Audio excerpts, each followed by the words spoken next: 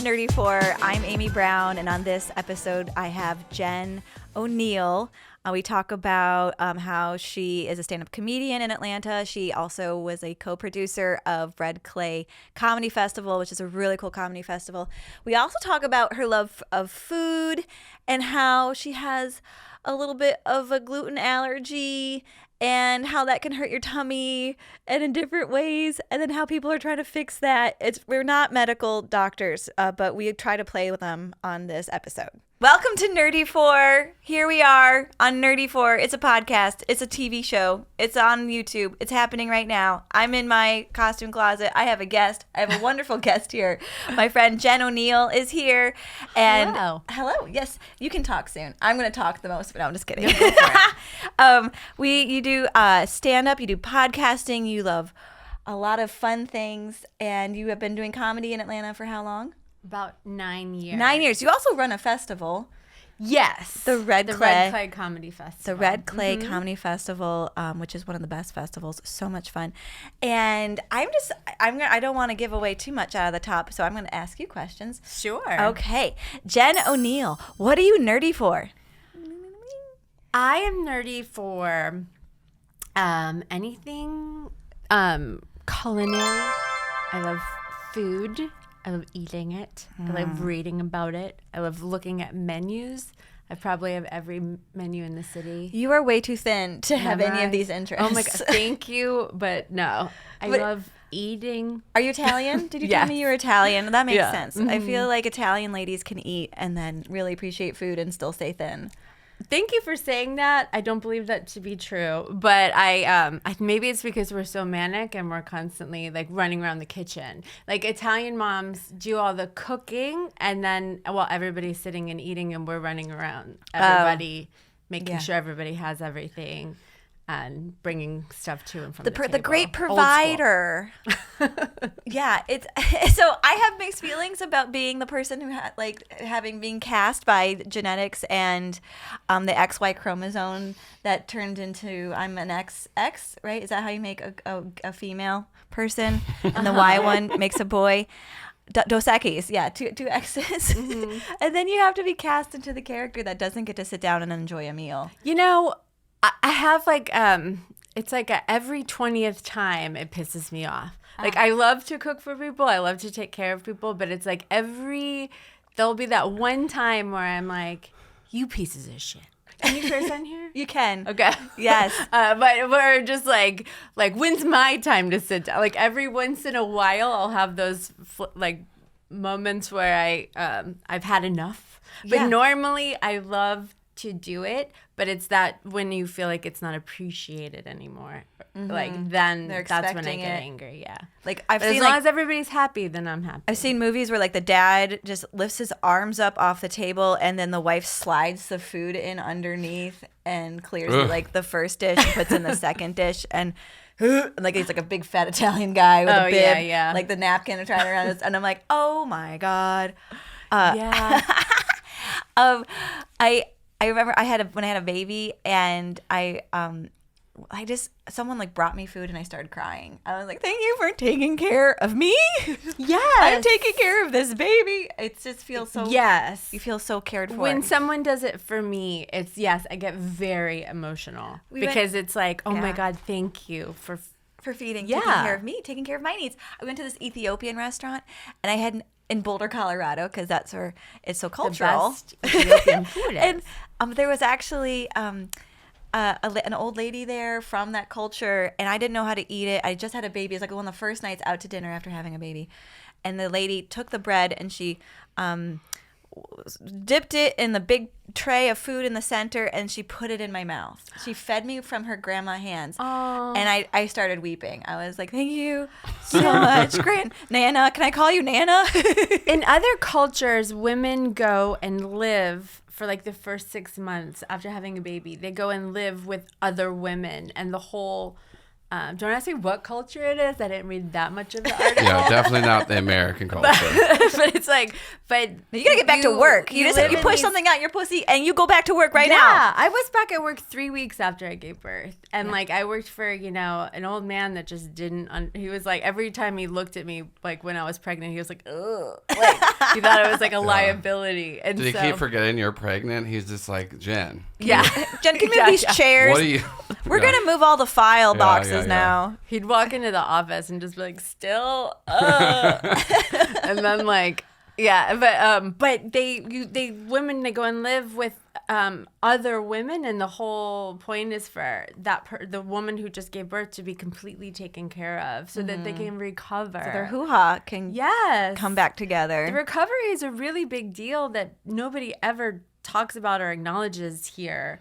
Is this like, okay, well, everybody cares for you when you're actually pregnant. People are like, you can't eat this and you can't do that and you can't eat that, and be careful, don't touch that, don't sit down. But then the second you have a baby, they're like, get the fuck out of here. Don't eat no instructions, no turkey cold cuts. Yeah, it's phenomenal how many. No drinking wine. What? And luckily, postpartum depression is not real. So exactly. And we don't have to deal with that at all. Yeah, the second the baby is out of you, they're just like, here, get out of here.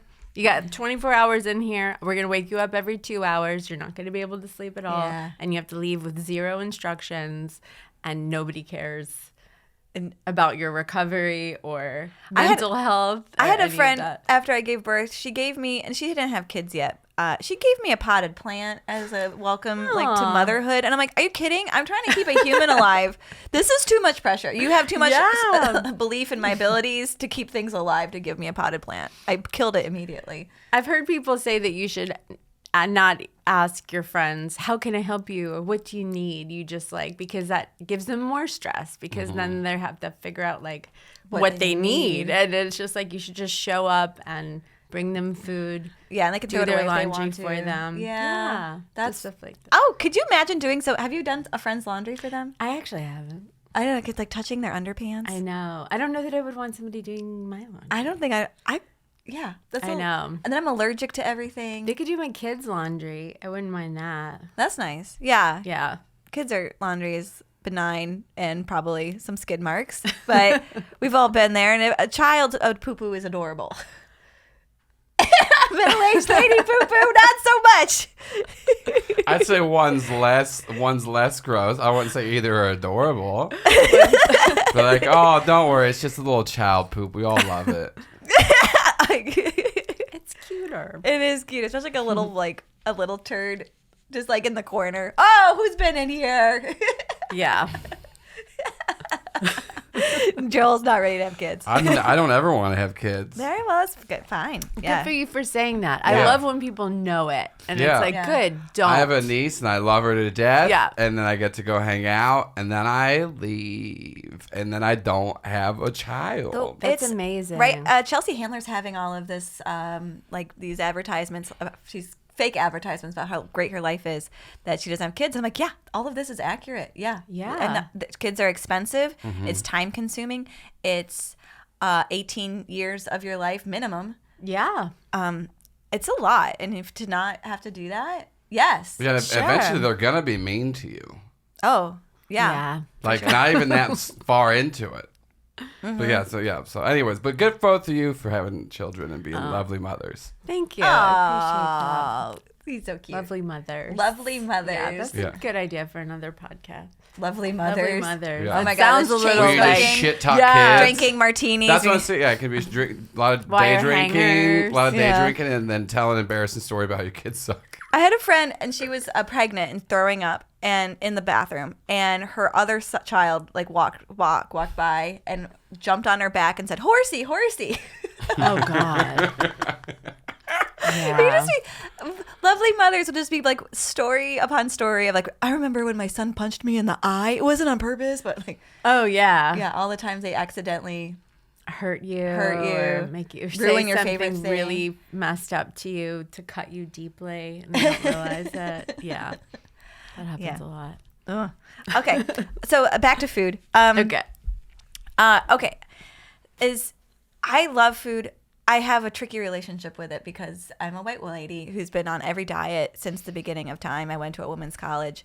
And growing up in the generation I grew up in, I'm like, it's like an abusive boyfriend. And I'm like, I really love him. Like, it's gonna be different this time. I'm gonna be able to eat pizza, and it's not gonna ruin my life. I totally or leave get marks that. on my body. I was just saying this the other day.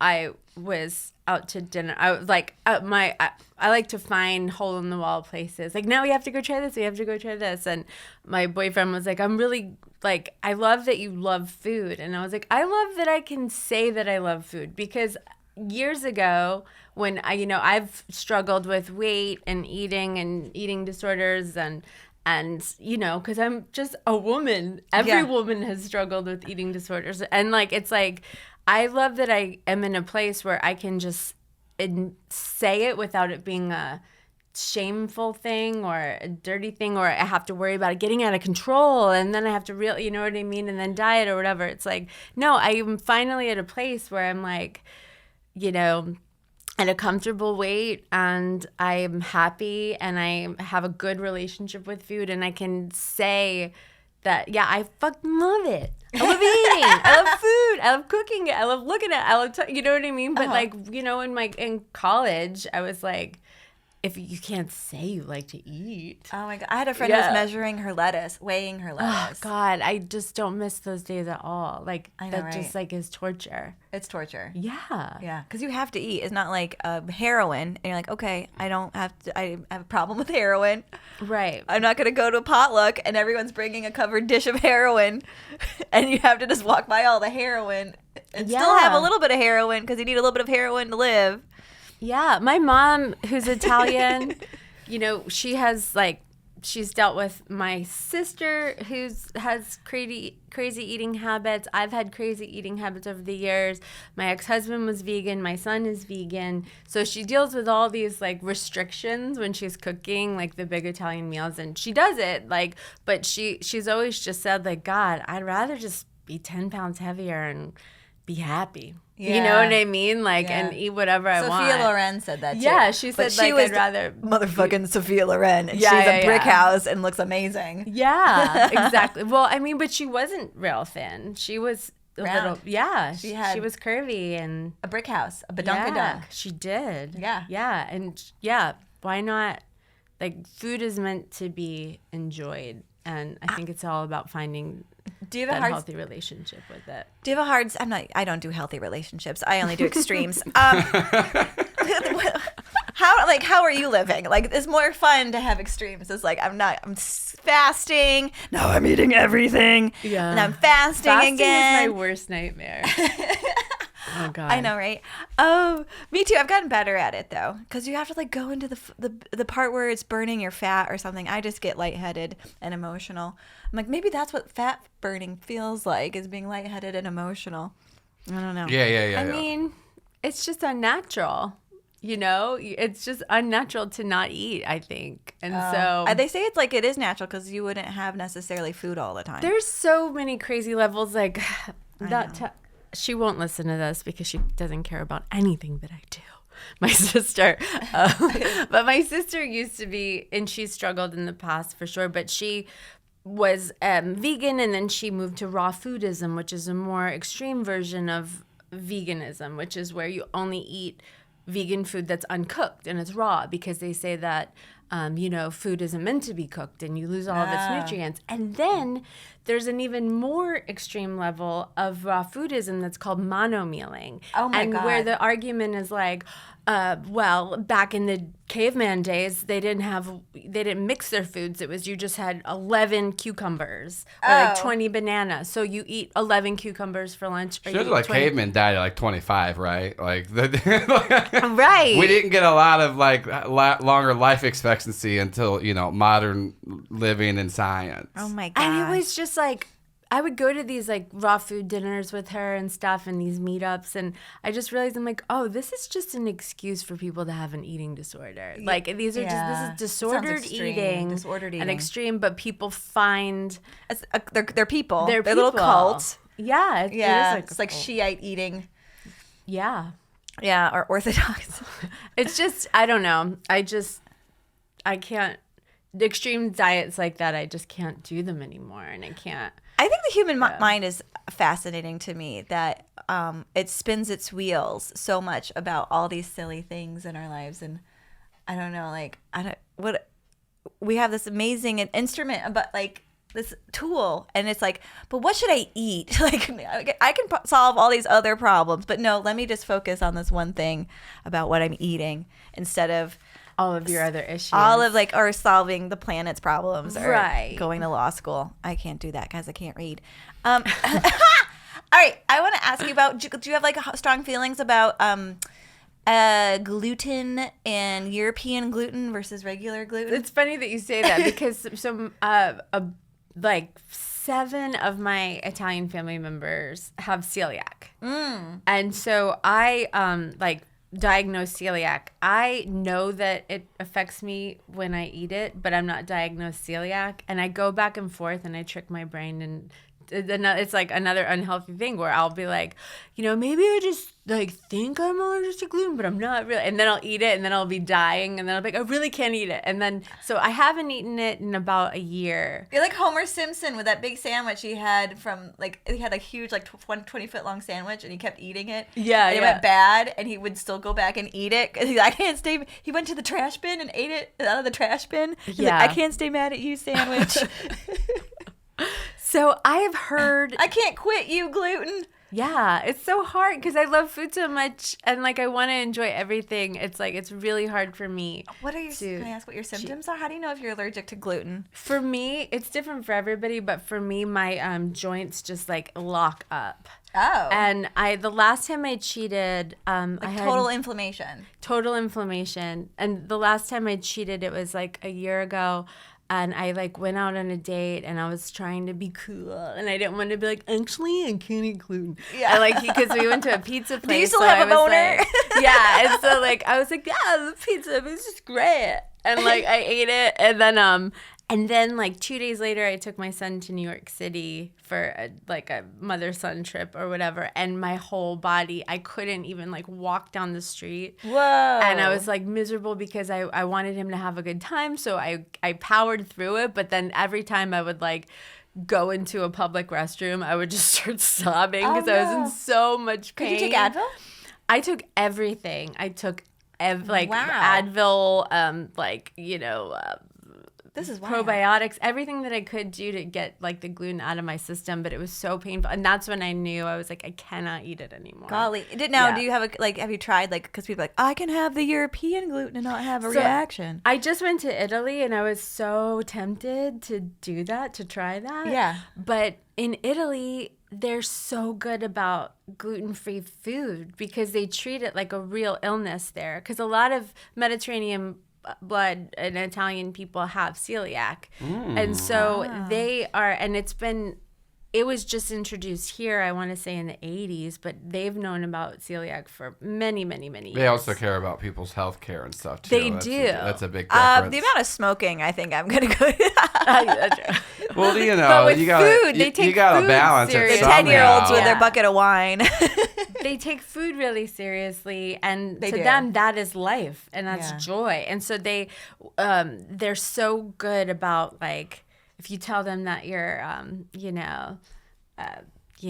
avete cibo senza glutine, Ooh. that's Italian. Ayo, They va bene. they're like, yes, and then they'll like bring you as much as they can because they want you to like experience joy. And then they'll bring you like fresh made pasta. Like the place that we stayed at brought us like all these like fresh baked gluten-free pastries. Like they'll just keep bringing it to you because they're like, please enjoy this food. It's actually covered in Italy. Gluten-free food is like covered by health insurance. And you get Wow. it. Yeah, Wow. you could get gluten-free food like at pharmacies because it's taken so seriously there. That's fascinating. Yeah. Mhm. So you don't know then? You have no data points for didn't me try on if it. European gluten. I was so there's a tempted famous to. pizza restaurant here in Atlanta, Antico, and they're supposed to be bringing their flour, shipping it in from Italy. So that would be Yeah? one way to, I guess, To try it? To try it, to see. I've had it in the past. Did you have a reaction? I can't remember if I have or not, because that was like so many years ago when I could still maybe stomach a little here and there. Yeah. But now I'm to the point where I can't. But there are also really great places that have Freedy makes really great gluten-free pizza. You could never tell that it's even. Yeah, that's nice. So. I'm glad your reaction isn't lighting up a toilet. No, me too. Especially after that date. Like, I'm cool. I'm gonna eat the pizza. Though. I'm gonna be locked in the bathroom for an hour. I'll be right back. You know what they say though? The hottest girls have the worst tummy troubles. So. Is that what they say? Is that a thing? Have y'all not heard that? No, that is I heard the hottest girls are like the craziest. No. I think we're getting away from that. We're getting away from the stigmatism of Crazy.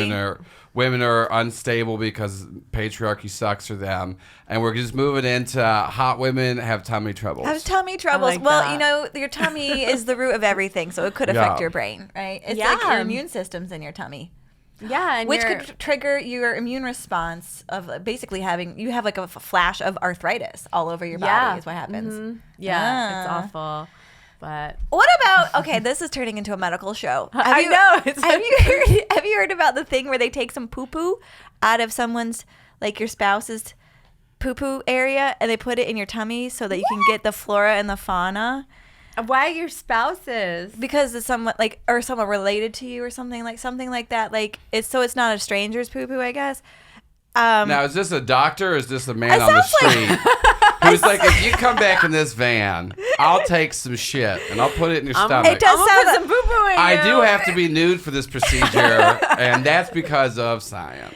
because I do feel like it sounds like I got hoodwinked. I got bamboozled in a van. Did you do it? No, I've heard about it. It's because they're talking about the people's tummies being messed up and like their immune system's getting affected by it, and they need a dose of Shit. yeah. Wow. Yeah. They need a shot of shit. Wow. I mean, no, I have not heard of that. If any of you Nerdy 4 listeners out there have, I'm gonna Google this. have if gotten I some were- poop put in you, yeah. let us know. If I were going to do that, I would like interview people. Like it would be a really... Tell me about the last 10 meals you've had. Yeah. And do you call your mother? They would have to apply. It'd be like picking a sperm donor. I was gonna say, Yeah. like, where did you go to college? Yeah. Where did your shit go to college? Or do you have it like see if they're a healthy person too? If their flora and fauna are causing them to have Right. reactions to the food that they eat. How can I trust what you're eating? Fecal transplantation is a procedure to collect feces, also called stool or poop, from a healthy donor and introduce them into a patient's gastrointestinal tract. The procedure can control an infection called Clostridium difficile or C. diff by adding healthy bacteria into recipients' intestines. And this is from johnhopkinsmedicine.org, which is fucking wild. Because I thought somebody was It was a Pornhub. yeah. I'm like, and this is from Dr. Boner. No, this is actually on John Hopkins' website, which is wild. So fecal transplant It's a thing. is a thing. That's crazy. I hang out with just enough intelligent people that I get enough information to put my foot in it. Like I get like a little glimpse. Put your foot in it? Literally, I get like a little bit of what's happening, and I memorize it wrong, and I share it with people. Yeah. I spread misinformation. That's great. That's wild. I thought it was like one of your kids being like, "Hey, mom, Mom, Yeah. smell my finger. do you want to know a funny thing that you should definitely tell your friends?" Oh my gosh. Okay, so now that we've talked about all the sad parts about food, let's talk about the happy parts about food. And then we'll talk about stand-up comedy. Okay. And podcasting and all of that. But yeah, what's like, so I'll start. My favorite meal is just eating an Italian brick oven pizza with a bottle of wine, and then immediately I want to French kiss my husband. Oh. Because he took me to Italy when we were dating, and we were backpacking around, and we just when we got to Italy, everyone gets your own pizza, for your personal pizza, but it looks like a huge pizza. Like, oh my God, we can never eat all this pizza. And we eat 2 pieces. by the end of a month and a half backpacking, we ate the whole pizza. We ate the salad. We had the tiramisu at the end. 2 bottles of, we were like triumphant. We came back. Our faces were huge. We were so fat. We were so chubby. But it was so worth it. And I think it's sentimental. And there's something about when you have like that real mozzarella, buffalo mozzarella, and it just comes out of the oven and it's released. I call it the juices. I'm sure it's just fat. I call it the juices. I taught my kids to call it the juices. I'm like, oh, the juices are still there. We got to eat it because if it solidifies, you can't microwave those juices back in. You have to have it fresh out of the oven that first time. I'm hard as a rock. Oh my God. I don't know about you guys. Yeah. Amy's sliding off the chair right now. We're going from poop talk to this, and she's just rattling to go. Yeah. I like eating that outdoors somewhere in Italy in the countryside where it's not too crowded or smells like sewer system. Oh yeah. That would be that would be a death row inmate meal. Yeah, that's a really good. It makes me happy to be alive when I eat that. Yeah. What's your well, I love eggplant parmesan. I love it. It's like my white whale. It's the hardest thing to make, right? I don't like the skin on it. Do you keep the skin on it when you do it? Because then that's the part that like in your teeth. My grandmother's does not have the skin on it. So you peel it. Do you salt the eggplant before? Yes. So you take the juice. Not the juice, the water and the bitterness, or just water? It takes out the water and the bitterness, and then. Did you guys know you had to salt your eggplant? Yeah, you got to salt your eggplant, but it's tricky because people say salt your eggplant, but they don't say how much to salt it. Well, do you tell me? Well, so I do and this is the thing. I'm still trying to figure out how to do it perfectly. I cannot make the perfect eggplant parmesan, but I want to so bad. It's your white whale. So yes, and so. I've done everything from like a heavy salting and then, use paper towels to get all the moisture off of it. You have to my grandmother used to put plates on top of it and then her tomato cans on top of the thing to squeeze the water out. And then she would rinse it and then wipe it.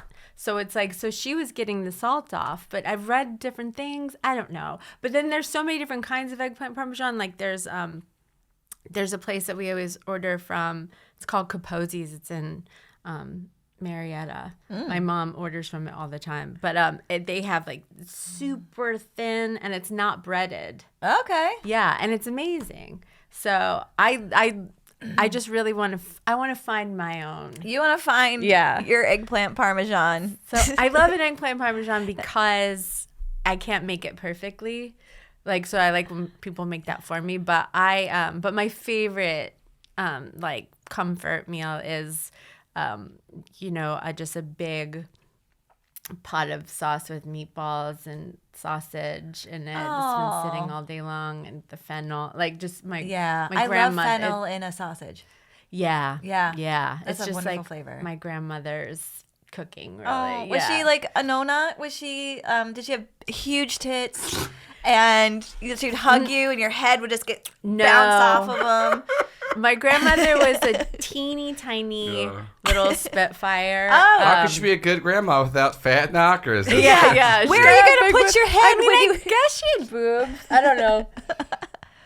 Did she have an apron on all the time? No. She was really cool. She was cool as shit. She was a gambler. Oh my! She would always She's take smoking us to cigarettes. Did she off-track smoke a betting. cigar? She didn't smoke, but she taught us how to play poker. She was just really funny.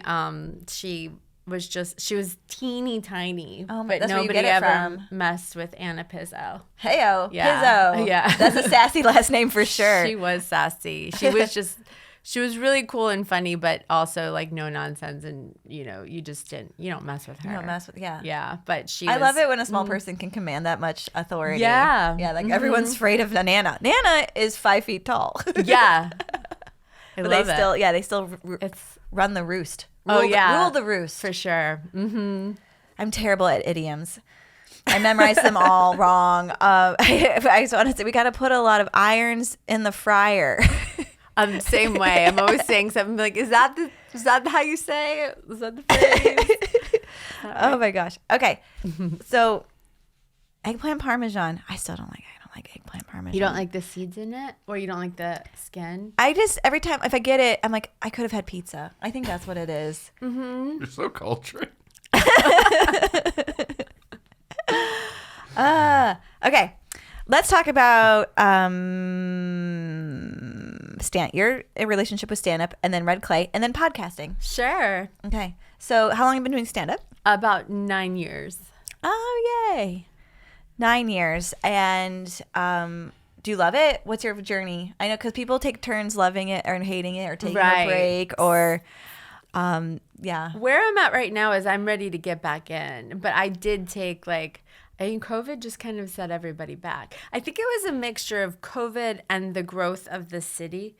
Joel, you're old school. Yeah. Yeah, back in the day, there was maybe and I wasn't even in the original. I was from 9 years ago, but it used to be that there was only 30 Yeah. comedians. It was a pretty small scene, but it was like a pretty tight one, and then it definitely grew there was a big boom. Yeah. I also remember going to an open mic at one point, being like, "Who the fuck? Yeah. Why are there's 25 people going up tonight? I know 5 of them." Yeah. I just don't. I guess I felt swallowed by the scene. I'm like, I don't know who anybody is anymore. And then also we went from being booked 5 nights a week, multiple shows a night to now I'm like, I think I have a show this week, maybe 2. I don't get booked nearly as much as I used to. And I know that's my fault too, because I'm not sending out my avails every night. And and then COVID, changed the game as well. So I think I'm finally at a place where I'm like put me back in, coach. Yeah. Yeah. I'm ready. I want to be booked. I want more shows. It affects my mood. My husband can tell if I haven't if I haven't gone and either done comedy or watched it. Just having a laugh. Yeah. A good freaking laugh for an hour and a half is a game changer emotionally for me. Yeah, for sure. I'm also an only child, so I have a fair bit of look what I can do energy that needs to get out, and then my family doesn't participate in that anymore. I've worn them out, and so now I gotta go do that to strangers, which is better because that's about as much as you can take from me. Strangers will pay you for it. Yes, strangers will pay you for a lot of things. Yeah, they'll pay you to put poop in you that's from somebody else. If a stranger in a van pulls up. And they're not wearing any pants, but they have poop to put in. Let them. Yeah, just let them. Maybe you'll have a better tummy afterwards. Oh my gosh, that's so funny because the wrong poop in your tummy will ruin your day. That's called poisoning. That could kill you. Yeah. That's dysentery. That's right. Yeah. I do, not to backtrack, I do want to know how they got to this procedure. How did did somebody oops, I put poop in this person? Someone feel but wait a minute, look at their test results. And you're I meant to do it, or this just seems like it had to be a really interesting steps to get to there. I just realized earlier I said flora and fauna in the large intestine. There's no animals in there. It's gonna change. I didn't even pick up on that. I was like, sounds right. Flora and fauna. Yeah, you said it with such confidence. There's a deer in my large intestine. Yeah, it's a long story. I live in West Virginia. There's a deer and there's some oak trees in there. Anyways, I gotta get some of my husband's shit in there. Clean it right up. Cornucopia. Yeah. It's a potpourri. It's a sampler platter. Okay, that's enough. So then are you a founder of the Red Clay Comedy Festival? I am not a founder. Mike Albanese and Gilbert Lauender, the founders and the original. I came on I've been to all of them. I came on the 3rd year. Okay. How many years has it been going? So it has been going for, sorry, I need it. It's such a fun festival. And you guys get some awesome. I saw a Maria Bamford. Oh, yeah. That was a great year. That was a great show. I loved it. So we just had, I want to say maybe 7th year. But we're taking a little longer than normal to come back. But it's going to come back in the spring, I believe. But I do, and you heard it here first. I'm not coming back. Oh, are you retiring? I'm retiring. Okay. Yeah, I love it. It's great. You paid your dues. Amazing. Have some just young time. person take over. Yeah, I'm too old and too tired. Yeah, it's so great and so fun, and I love it. But I just I can't. As comedians, we put so much, and comedians and podcasters, we put so much work into stuff that we make little to no money. Oh yeah, it's Yeah. a very expensive hobby, as a matter of fact. Yeah. And as a single mom, I really just need to make. I can't put, 30 hours a week or into something that is just draining me. And not. Some young person with no obligations and a lot of hunger. Right. Yeah. But it's so fun and it can be successful. We've had good years, we've had bad years, but it's sometimes it's the smallest little thing that can just completely. Oh, what go poorly? What happens? Well- how does a festival? I don't want to say too much. Okay, never I'll mind. just say that there was somebody that we booked and they didn't promote the show at all. We paid a lot of money for the venue and poor ticket sales. Yeah. And that one thing just completely ruined us financially. Oh so my gosh. I feel like I shouldn't say it. Well, yeah, definitely. But I mean, maybe it was in the contract. Do you send them a contract that you have to promote? Yeah.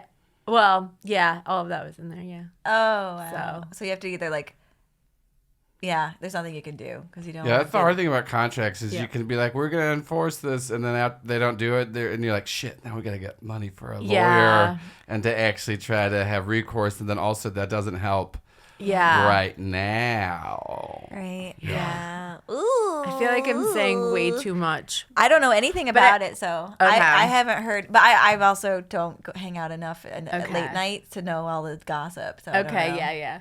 Yeah. Well, I also just feel like I'm obligated to say that it was not Ashley Hesseltine, but she was amazing and her shows sold out and it was great because I just don't want people thinking that it was her. It wasn't her. Oh, okay. So I don't. Yeah. I'm saying too much. Oh no! Rewind. Okay. Yeah. Okay. Now let's talk about podcasting. Okay, let's talk about podcasting. Tell me about your podcast journey, your podcast friend. Yeah. I know you went to a place. This is where I have brain problems. A place where everyone goes and they have a big meeting and it's in a hotel and they talk about a topic. Conference. You went to a conference. Oh my God. What are you talking about? You went to a podcasting conference several years ago. I Yes, did? you Yeah. did. And you told me about it. You're like, yeah, actually, I was like, isn't there too many podcasts? And this was a couple years ago. They're like, actually, no. I like that Jen's looking at me and like, Oh, what? no. It was not a podcasting conference, but it was a conference. Okay. I went to go support Mike Albanese, our buddy, producer of Red Clay, original producer. He was doing a speech. He was interviewing, it's Andy Zuckerberg. Mark Zuckerberg's sister. I think her name's Randy Zuckerberg. Is that her name? Oh, He was interviewing her about podcasting, but the whole conference was about media in general. That's why I was like, what? I did? But I really just went to go watch Mike do this big interview. I just remember you came back and you there's said three of them. One of them is named Randy. Okay, yeah. Then it was Randy Zuckerberg. And the interview was about podcasting. And she, so yes, you're right. I just have a terrible memory. this is burned on my brain. You told me this 2 years ago. I was like, okay, Jen told me that podcasting is actually a thing to do and is there's room to grow in the industry. So at the time she was saying that it might seem like it's so oversaturated, like there are so many podcasts and too many people are doing it. She's like, but the relation of how many podcasts there are versus listeners is far in the favor of the podcaster as compared to how many television shows there are and how many viewers. And she was like, so starting a podcast, there's still plenty of room for plenty of people to be successful, and it's not as nearly as saturated as people think. Yeah. It's also it's a long-term investment, but also all creative stuff is we just got to keep putting stuff out, and it's very annoying. Yeah. But yeah. As someone who produces this and other podcasts, I will talk to clients like, what should we do? I was like, just keep just doing it and hoping. And as far as marketing side, I don't know shit about that. That stuff is wild. Yeah. You just never know like what's gonna hit and what's not, but you do it if you love it. But it's like it's hard to find that balance of like you do it because you love it and you want to keep being like, being persistent and but it's like at some point how many hours of my life have I put into this thing that I'm not getting anything, you know what I mean? Yeah, it's that's like not financially compensating Right. yourself or Right. So you talk about your podcast that you did and then Sally and I Sally Brooks and I have a fellow comedian and podcaster we have a podcast called Dumb Love, and it's about dumb things that people do for love. So it's kind of part true crime, part true love stories. So yeah, it's sweet. I love it. Thank you. Oh, so we've been doing it for 4 years, and we just decided to end it. There's a lot of endings in this. I'm cleaning house. This is just Jen being like, by the way, this is the last podcast I'll be on. I'm quitting lots of things. Signing up. No more gluten. No more red clay. No more red clay. No more podcasting. You're giving your children away. Yeah. I don't want to be a mother. Adopting them out to a good home. Yeah. No, I'm ready to live my life. Yeah. Gluten-free, Moving living in to Italy. Italy. Yes. I'll come with you. No, we loved doing it. We loved it. But the thing that we grew out of was the true crime part of it. Yeah. We just kind of like... Women love true crime. It's a whole thing. They love it. This is why I'm like, maybe I'm not a woman. I can't have all that nonsense up in my imagination. I have I have night terrors just about squirrels being in the bed. Right. I can't have like an idea about a serial killer like tramping in a window or something like that. I think there's like a pre-COVID, post-COVID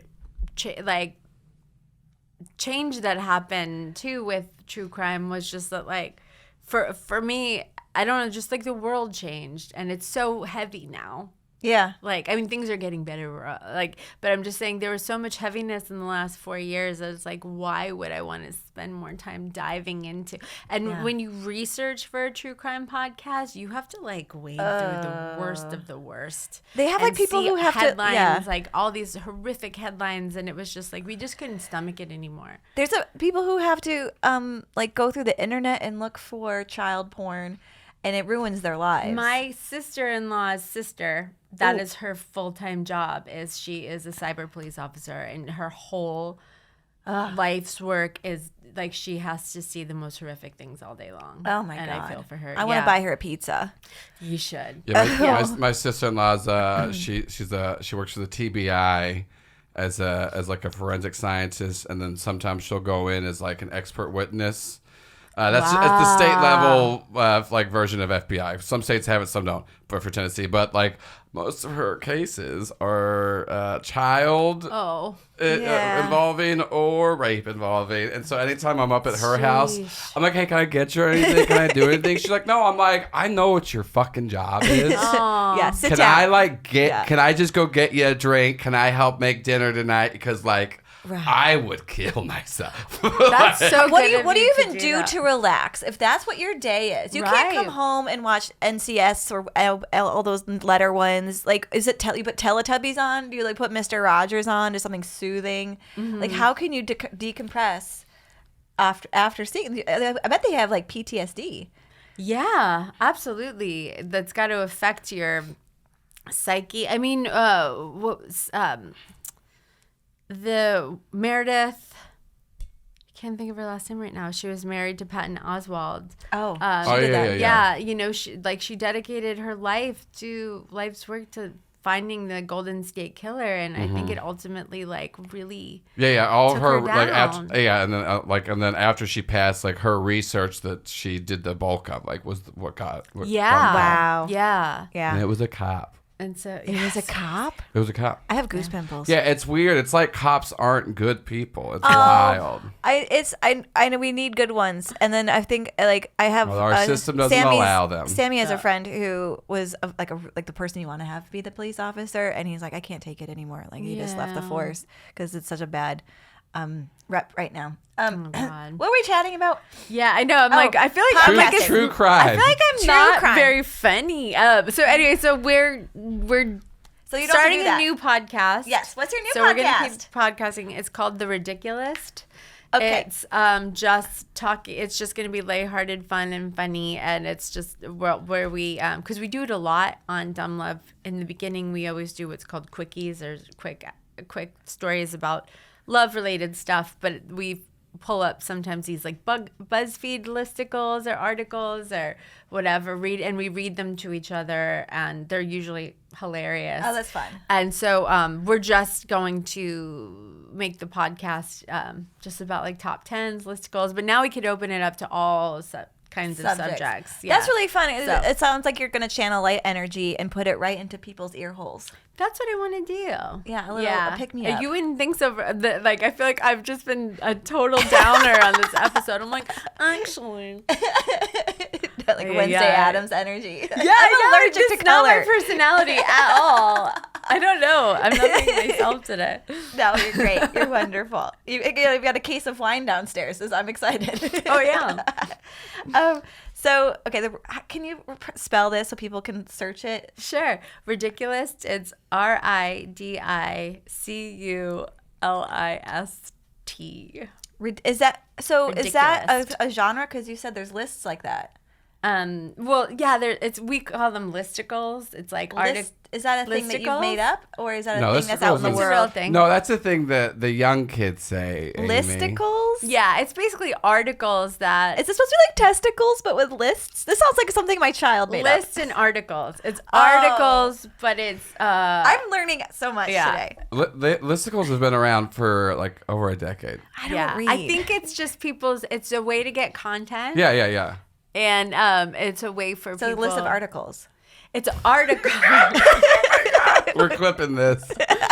It's an article with a list of a topic. Like, for instance, we did one that was like BuzzFeed asked Redditors what are the top like red flags that you saw at weddings where you knew it wasn't going to work out. And so then people wrote in all of their things like, oh, the bride was making out with the best. It's stupid stuff. Yeah. And so then it's just like a a cash list. bar. And then that is the article. Yeah, like it's just like very like each bullet point that's like a thing on the list probably has like one or two sentences, and then you just move on. It's for ADHD. Yes. It's like easy reading. Yeah. Funny usually. And so like we sometimes on Dumb Love will read them to each other, and it ends up taking on its own life because then one of us has a story about something and whatever, and or maybe we agree, maybe we disagree, and so we decided to just make the podcast Listicles. the listicle. And then, is it weekly? It'll be every Wednesday. Yeah. I remember when Sally Brooks moved here and you all became fast friends. And I was like, Reluctant fast friends. Oh, We really? didn't 'Cause- want to meet each other. oh my gosh. When I saw you all together, I was like, these people have been friends their whole lives. They just waited until now to find each other. It was like that. It felt like that for sure. It's funny because like everyone kept saying like, oh, you need to meet Sally Brooks. She just moved here from New York. She's a mom. And I'm like, like, and then like sad people would say that to Sally, like, oh, you need to meet Jen O'Neill because she's the mom comedian here. And it's like, fuck you. Like, we're regular comedians. Like, we're not like just moms who are comedians. I mean, I'm sure people are like, you need to meet Jen. People are like, you need to meet Amy. And so it's like, and you're a lovely person and it's so great to meet you. But it was like the forced the force. momness of it. You It's all like- push something out your hoo-ha. Talk about it. Yeah. Get in a room, have a play date. It's Yeah, like, they're let like us you no figure out longer if have we're an identity friends. outside of your kids. Yeah. It was insulting to us because I don't ever see guys be like, Hank, you need to go talk to Jamin because he also has a son. Like, they don't do that. I'm sure there's plenty of people like, you need to meet this other male comic. He also only has 3 flannel shirts and a beard. Yeah, right. I think it's probably he also has a bag of pot in his pants. Yeah. He also looks like he's 40, but he's 23. Yeah, it ages people. Yeah. I think it's just there are some comics where when I found out their age, I was like, yo, drink a glass of water.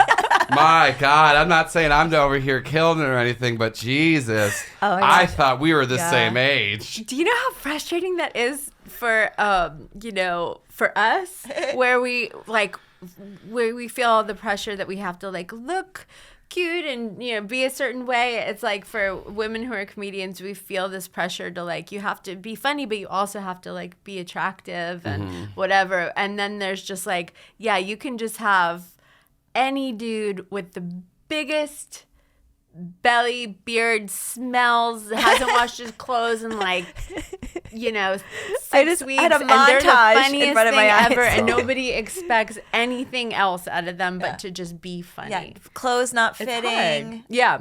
Shoes, a mess. And the best thing about this, we're not talking about anyone No, specific I know. Montage. It's just people. male comic in the scene. Yeah. This is And I just- think audiences in a way get excited when they see that kind of person get on stage. Like, oh, this guy is going to be funny because Yeah. he's not doing anything else in his life. Right. Like he looks real depressed and he's going to say something prophetic. What's fun Yeah. about that? A lot of times they're also not funny. The ones I was thinking of are funny. I know a lot more people that fit the description and aren't funny than I do. I do know a lot of people that look like that are funny, but also that I think this in general for stand up, a lot more people aren't as funny. But I'm also a little judgy, so You get to be judgy. You get to be judgy. You've had your eyes on a lot Yeah. of comics Yeah, over the yeah. years. Yeah. You So- can be tainted AF. yeah. So we didn't want to meet each other, but then we did one night at the Laughing Skull because we were both performing, which is rare because they don't usually put two moms on the same Oh show. my God. You're right. No offense to Laughing Skull. Laughing Skull's great, but I'm Yeah. just saying like Yeah, I think some other I places. think the casting has gotten more, Yeah. diverse. it has for sure. And that wasn't a knock on Laughing Skull. But anyway. Take that laughing skull. Sorry. No. Just saying. We love you. Please book me.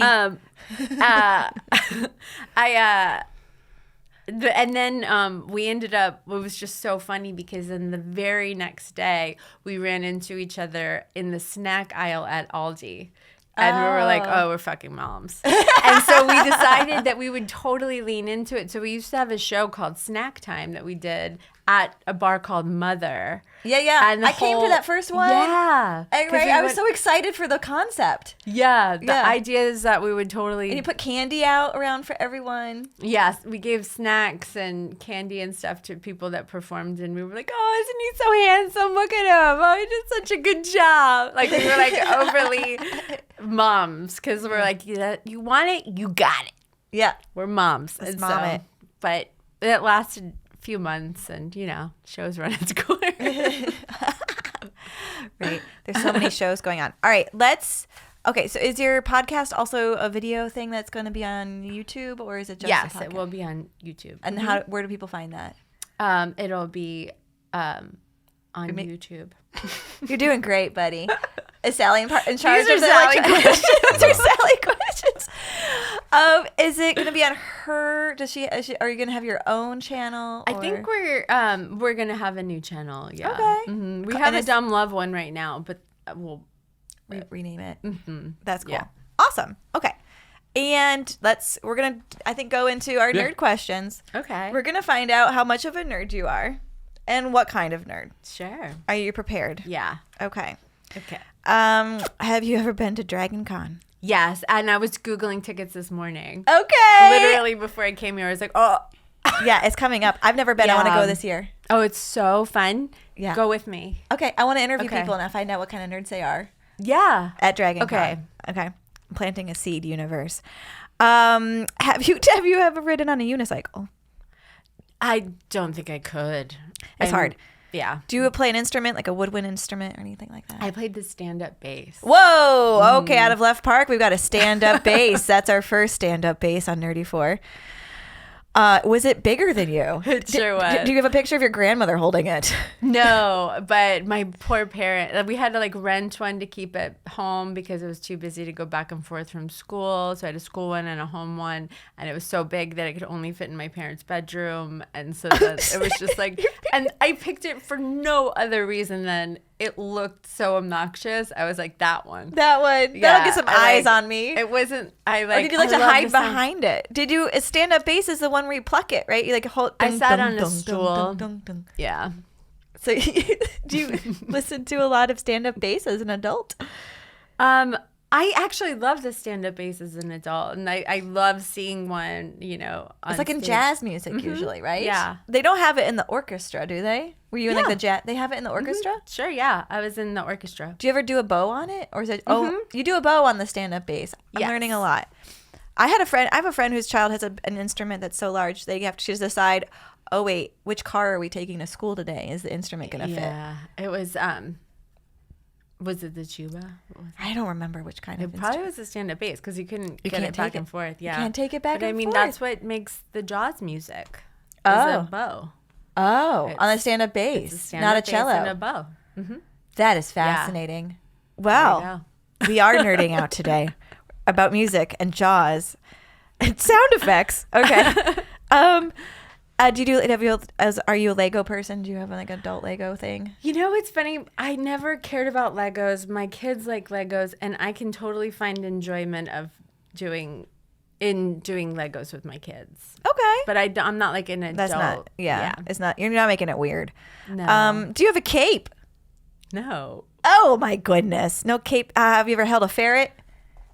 Never. I'm skeeve at things like ferrets and rats and. Okay. No ferrets. Yeah. Do you have a pair of fairy wings? Not for me, for my daughter. Yeah. No, you're an adult. Okay. I see. Have you been to a No. Rush concert? Rush, no. Have you do you know all the words to a musical? Yes, I know like every word to Bye Bye Birdie. Oh my god, that's like I was in Bye Bye Birdie. Were you? What were you? I was who just were like you? one of the teenagers. Oh, awesome. Oh. I love, trying to think what else. How do you know all the words? Because that's an esoteric one. That's not Hamilton. That's not a Disney one. My mom loved Bye Bye Birdie, and I had the VHS, and I would just watch it over and over. Yeah, the Anne Margaret. Yeah. She was so hot. Oh, yeah. I want to be Anne Margaret when I grow up. She did a Sophia Loren movie. Grumpy Old Men. There we go. Full circle. Yeah. They were both in that. That's right. They were looking pretty good too. I wonder if any of those people are still alive. All right. Did you ever won an attendance award? Oh, no. I would be the last person to No. win it. Have you ever been stuffed in a locker? No. Can you swim the butterfly? Probably. No, you can't. People keep saying that. It's a lie. I like how you just put that one in there just to yell at people. Yes, some people I need to be probably put in their can't. I place. don't If know. you haven't swum the butterfly, No, I never took you swim can't just do lessons it or anything. Or no, was you on a cannot. swim This team, is all so piped. Everyone thinks they can do it. I can't. Have you ever said the word huzzah? No. So there's no Ren Fair for you. Oh, I love the Ren Fair, but I go as a spectator. Oh, okay. Are you going to dress up for Dragon Con? I didn't dress up. I don't usually. You just okay. I So love to watch. you like to people watch. Yeah, but it's you're not going to people participate watching. in the fun. No, I've never dressed up. I really love watching people. It's just so amazing. Okay. Everybody else, I just couldn't. It would be sad if I tried to compare to these Yeah, amazing people and what they can pull off. fair enough. Have you ever written fan fiction?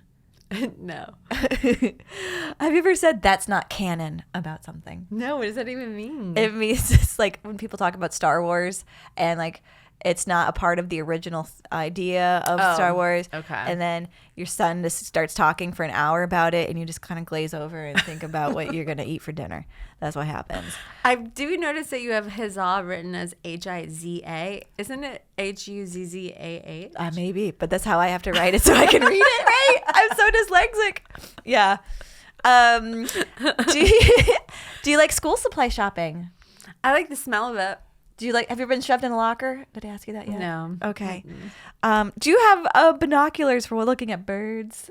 No, but I have a friend who she is so into birding, and the fact that she is so into birding, and she started doing it back when like we were all in our early 20s and shit like that was not even close to cool. Yeah. But I've always thought the fact that she loves it so much to be like the coolest fucking thing in the world. Yeah. But I have no interest in it myself. But I love her love. You love of her passion birding. for it. Yeah. Yeah. If you're around a birder, I don't know how you guys live your lives, but I sometimes surround myself by birders, and you're walking around, and they'll be like, "Oh, that's the call of a blah blah blah blah blah." Yeah. And it's just so nice to like put labels on things in your life. Yeah.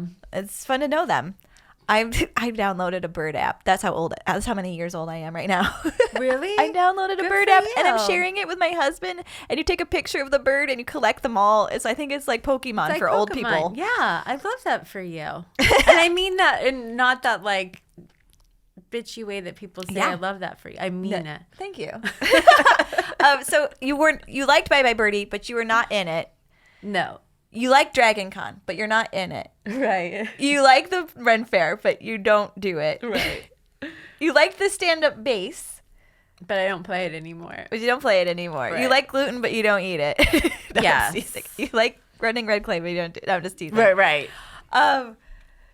So I'm trying to figure out, because I'm there is nerdy a... for disassociating. Yeah. Yeah. Just like observing and being a fly around on it. the, a fly Right. on the Yeah, wall. Yeah, I just This is like, you know what, there is a quiet energy, which is also a nerd, because you are taking in information, processing it, having passion for that processing and for taking in that information, which is being a nerd is just being enthusiastic about something. right.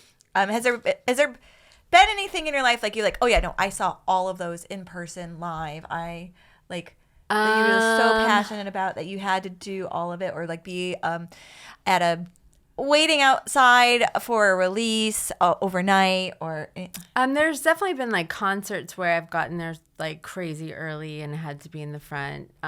what concerts were these? Well, I remember this was back when I was a teenager, but for Jane's Addiction, getting there at like 1 o'clock in the afternoon, and there was nobody else there for like 10 hours.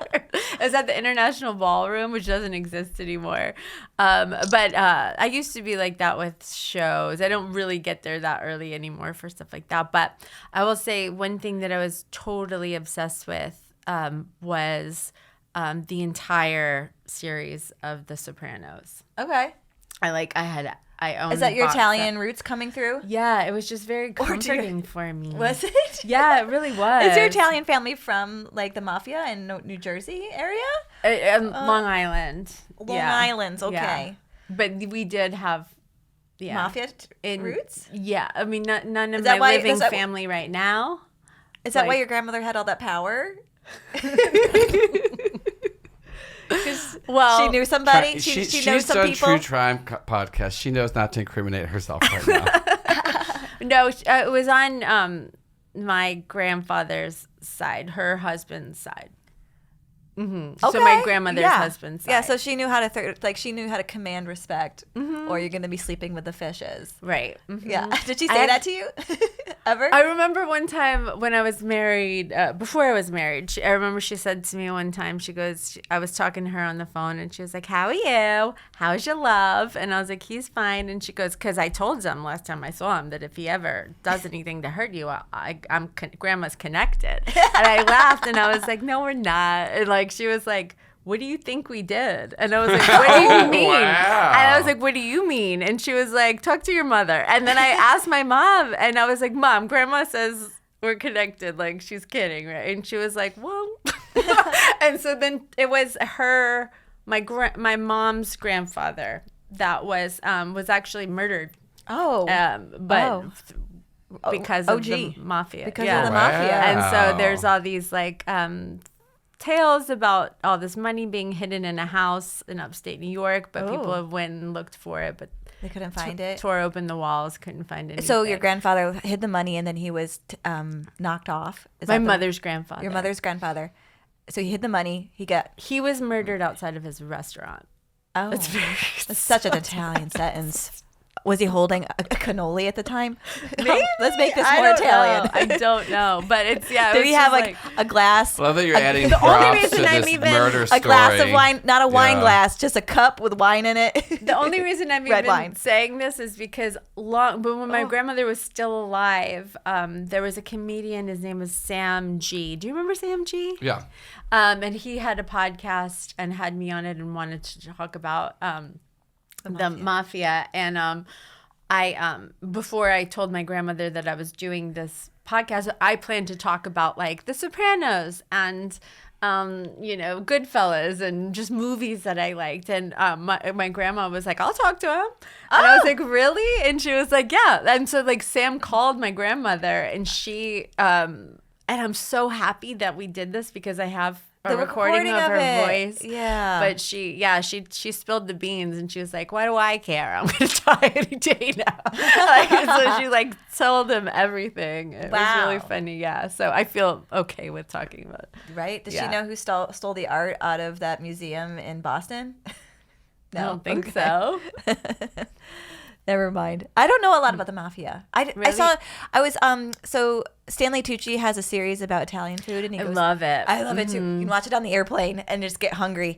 And he goes to all these different provinces in Italy and tries to find the best food there. And he went to the southern province that's near Sicily, and I guess it's still terribly bullied by the Mafia there. And people try to start restaurants, and then if you don't give the Mafia money, they'll burn your restaurant down. Yeah. And it's like today days, like during not like a couple years, like not in the 30s when you think about Mafia stuff happening. Mm-hmm. What's funny is our name is Pizzo, or which I guess in Italy is Pizzo, and it's like in Italian it means it's the tariff, it's the tax that you pay to the Mafia. And so when my uncle went to Sicily to be like, I'm here, where's my family?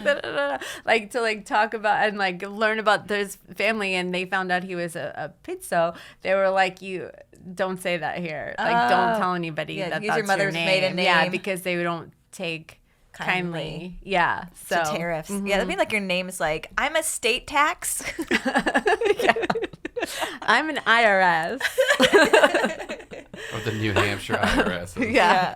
Oh my gosh. All right. Well, I'm going to call it, you are not a nerd.